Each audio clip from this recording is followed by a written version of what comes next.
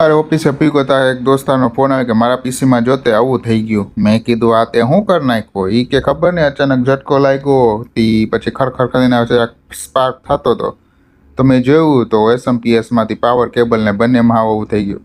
મેં કીધું કાંઈ વાંધો નહીં, હાલ પૂગ્યો હમણાં ત્યાં, પછી જોઈએ હવે શું કરવું. એ પછી હું ત્યાં જઈને ચેક કરતો તો મેં કીધું આનું કરવું શું, તો એસએમપીએસો સાથે લઈ જ ગયો હતો કેમ કે આ રિપેરે થઈ શકે. પણ મેં એને કીધું હવે ઘણો ટાઈમ થઈ ગયો તો આપણે એસએમપીએસ જ ચેન્જ કરી નાખીએ. એ કે સારું હાલ, તને ગાડીઓ કરવો જ છે મારો કાં? મેં ગાડીઓ નથી કરવો, તારું રિપેર કરવું હોય. ગાડીઓ કરવો તો કહી દે કે મધરબોર્ડે ઉડી ગયો.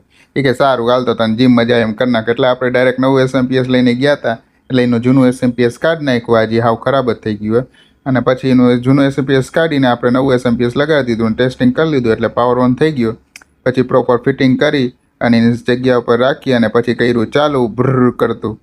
જેમ ચાલુ કર્યું ને એમ ભાઈ કે ભાઈ તે તો ગાય ઘા રિપેર કરી નાખ્યું. મેં કીધું ભાઈ આપણે ફટાફટ જ રિપેર કરી. પછી એને દેખાડી દીધું આ તારું આવી ગયું ને ગીગાબાઇટનું મધરબોર્ડનું લખેલું કે હા. મેં કીધું તો પછી ને આજનો દિવસ અહીંયા ખતમ, બાય બાય.